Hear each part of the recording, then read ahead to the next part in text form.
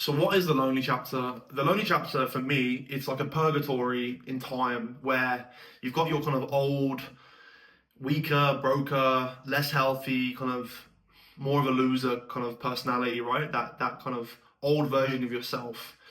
And then you've got your actualized higher self, right? And there's a time lapse between the two because you need to become that person and kill that person, and that is a process. It's a process of work. It's a process of focus. It's a process of replacing old habits and replacing them with better habits, changing different beliefs. Reading books, taking action, taking risks. Building businesses or building your career, building your body and your fitness, and all these things, which is what's going to take you from your kind of old self to your new kind of more improved version of yourself, right? And it is a process. And why is it lonely? Well, it's lonely because you have to say no to so many different things. You have to start saying no to, going out on the weekends, for example, spending money on drinking alcohol, and, you know, maybe you have to cut off certain friends. I'm not saying all your friends, by the way, but maybe the friends that don't support those goals that you have for yourself, right?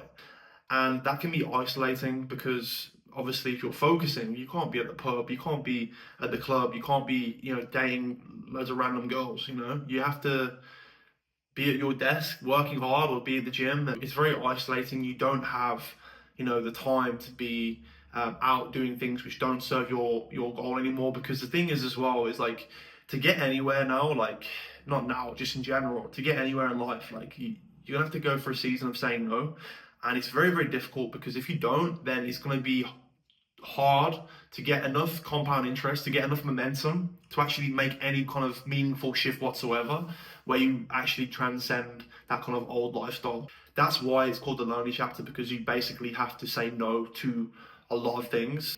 And it's not glorious because you don't get pats on the back for, sending 50 emails. It's just you and yourself and those private victories.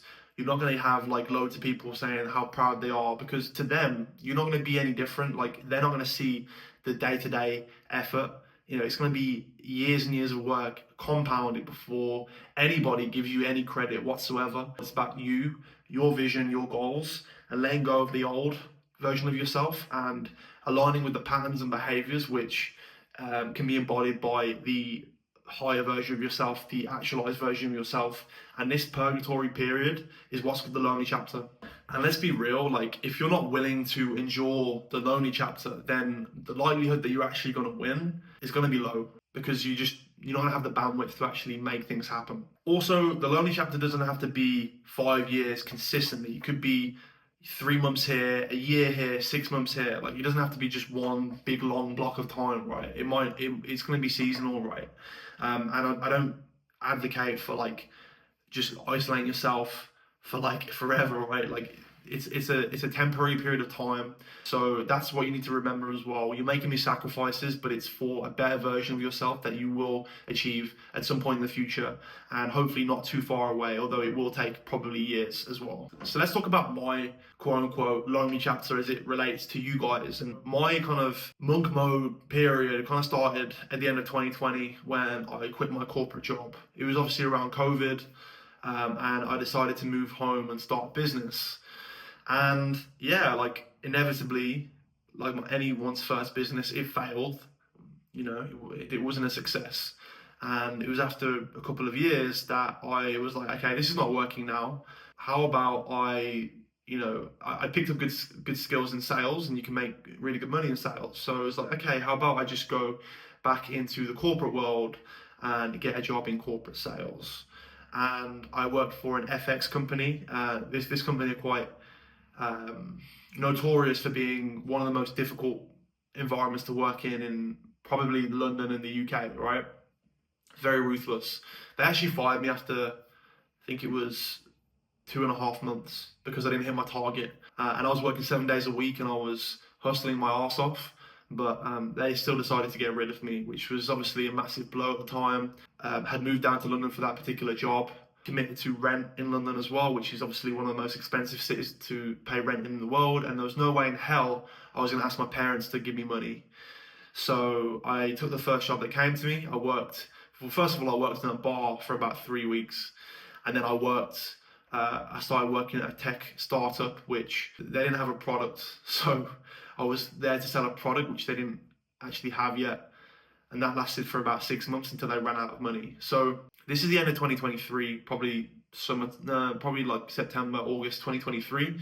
And yeah, what happened was I luckily had a friend who was doing really well with remote closing, and I just kind of said to him, "Look, if I help you close more deals and generate more leads and make more sales, and I thought if I work on commission like you do, can I get a piece of that action basically?" And he was like, "Sure." So we kind of created this alliance where yeah, we basically were closing deals for this advertising company, and we still are actually right now. I'm still working with this company, and that takes me from August 2023 to February 2025, and I've been pretty much working with that company. I also run Facebook ads for another company as well, just like as a side hustle kind of thing, small e-commerce company.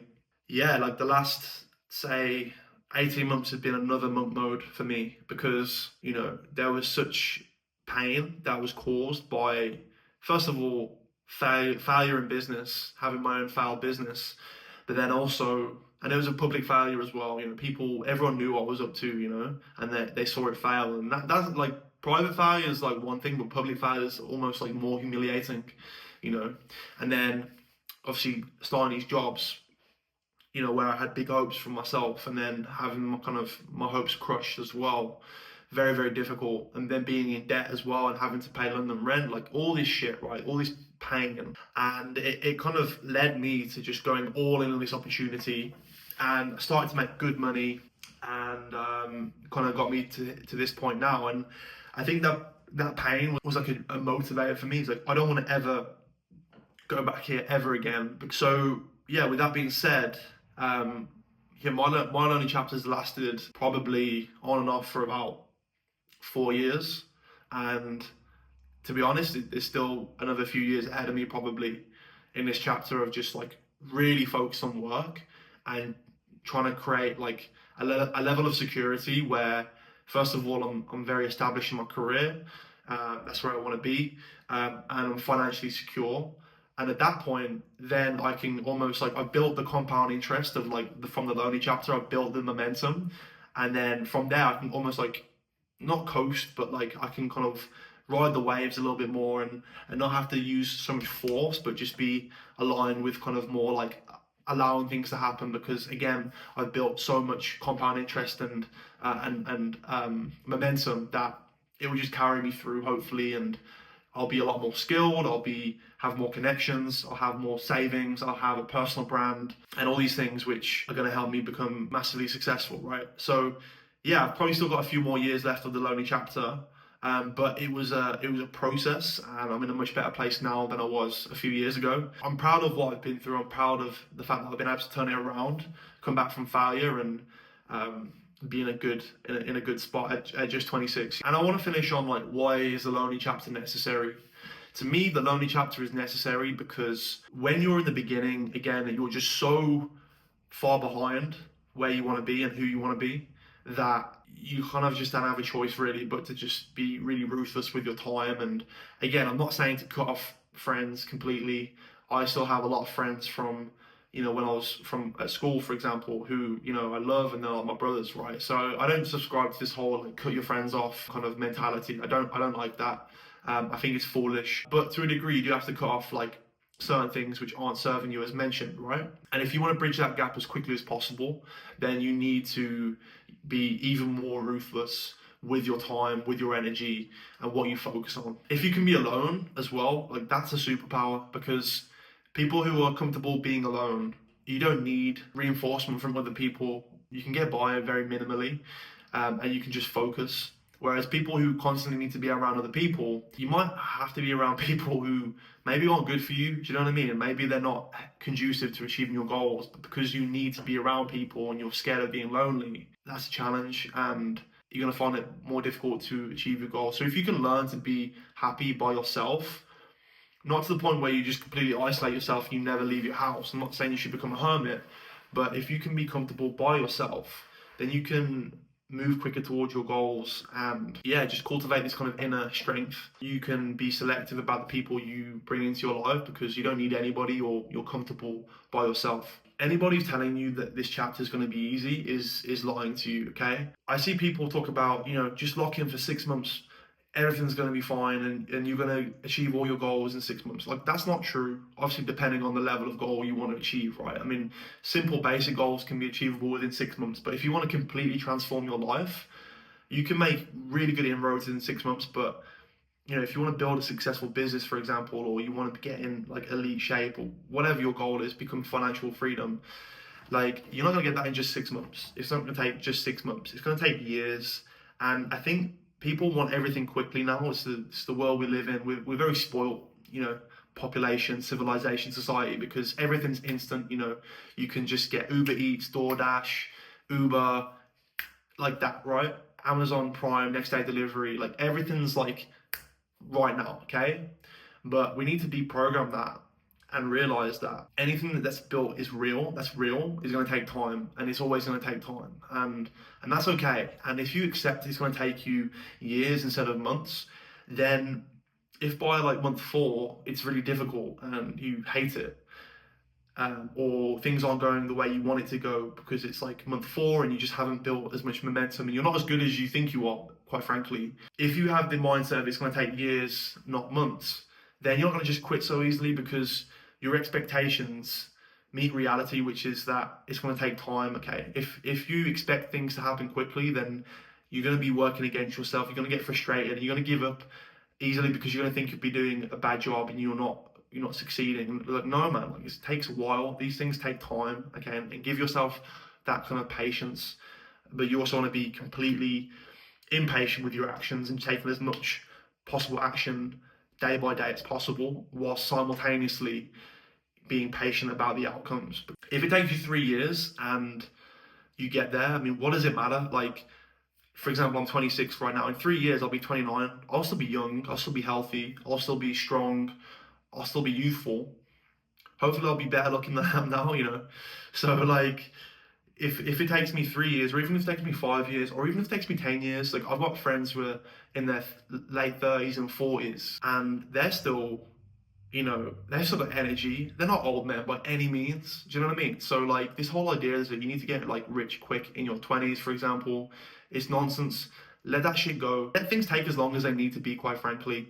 And again, if you have the expectation it's going to take years, but you're impatient with your actions, then if it takes actually a year or 6 months or whatever, and you get there, then great. Like, you've surprised yourself, and you can be excited about that. But if it takes you 3 years, but you expect it to take you 5 years, then you're not like you're not going to give up, and because your expectations meet reality. So that's one important thing to kind of stipulate, is like, just accept that it's going to take a while.